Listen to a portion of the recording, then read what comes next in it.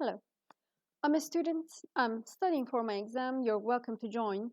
I'm going to probably add the PDF for my lecture notes somewhere when I figure out how to do that.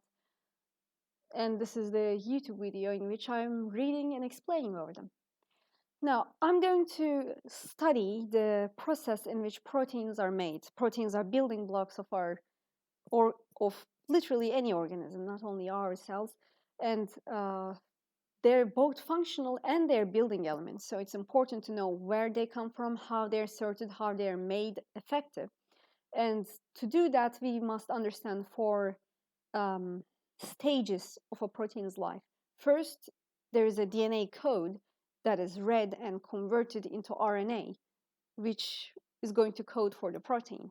So the DNA phase, where the DNA code is converted to RNA. And then there is the phase where RNA is converted into a more readable format. You can think of this as the solving of an encryption. So the RNA processing, after RNA processing, the code is then read by the ribosome and converted into a polypeptide, which is the building block of the protein. So the translation. And after translation, the polypeptide is converted into a folded, usable form, a three-dimensional shape that makes it effective. So the folding and later processing of the protein. And then it is used and dies. So to understand the DNA code, the first phase, we need to understand the structure of DNA, how it is handled, how it is read, and how it is kept in the nucleus. Today, I'm going to talk about four major things: the DNA structure, the DNA packaging, euchromatin and heterochromatin DNA, and repeats in DNA. I'm going to mostly focus on human, but this is basic microbiology. It could probably be implemented in literally any other organism. I mean, this is how DNA is kept. The DNA is kept probably the same way in almost all mammals, almost all animals, probably in many domains of life. But the statistics I'm giving is specific to human DNA. So be careful about that. So DNA is dynamic, hereditary, and instructive. Dynamic means it can change. Hereditary means it can pass on to daughter cells. And instructive means it dictates function. Who found about these properties? These guys. The important people, to me, is Rosalind Franklin, Watson, and Crick. Rosalind and her crew found the DNA was a double helical structure. Now, why is this weird? Because everything that's important about DNA is the base pairs, the nitrogenous bases that create a code. The code is different in every organism. The code is different in many different forms of DNA.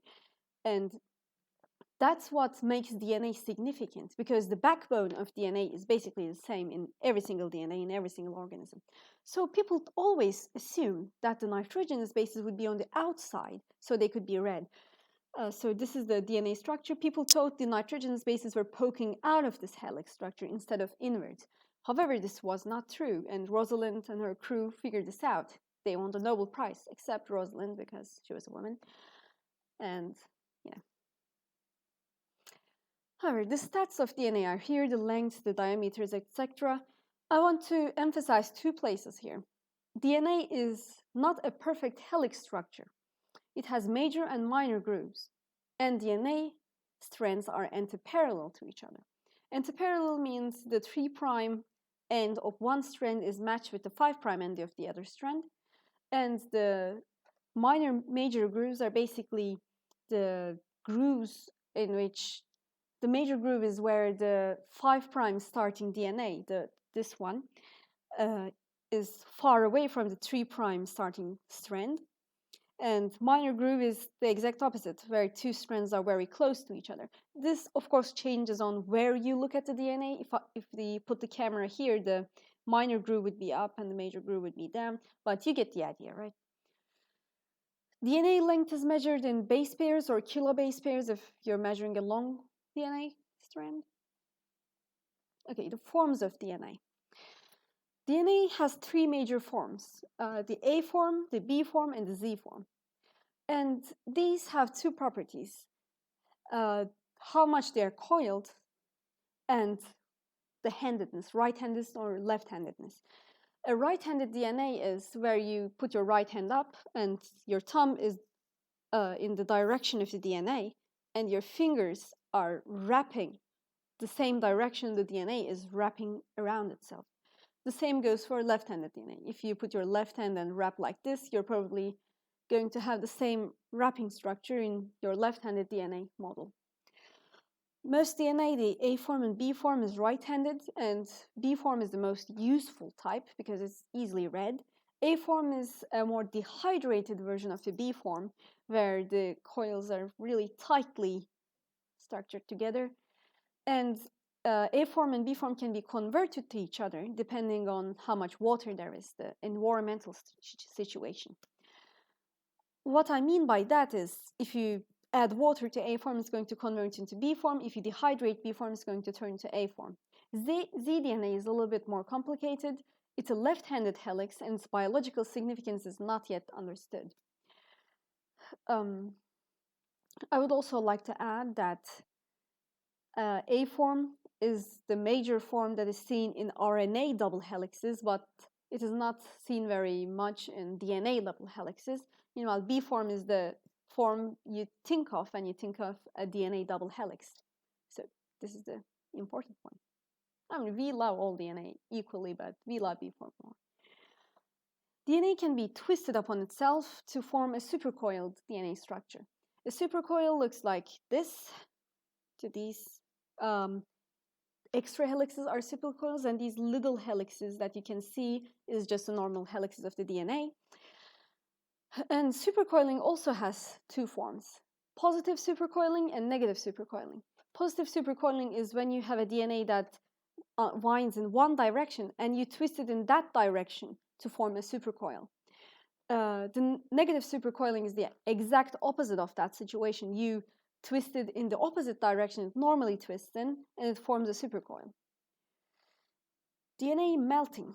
DNA melting is basically applying heat to double-stranded DNA to unwind it and make it two one-stranded DNAs. And we can observe this very well because 260 nanometer wavelength light easily interacts with DNA, is absorbed by DNA, but the amount in which it is absorbed depends on whether or not the DNA strand is melted or how much it is melted. As you can see in this graph here, the melting temperature of DNA, of course, depends on the DNA molecule, and it largely depends on how much GC content there is, because guanine and cytosine have three hydrogen bonds between them. Meanwhile, adenine and cytosine have two, so it's easier to break adenine cytosine bonds. The more guanine cytosine there is, did I really say adenine cytosine? It's adenine thymine, sorry. However, how much guanine cytosine pairs there is largely affects how easier you can melt that DNA because there's more hydrogen bonds. Hopefully you got that.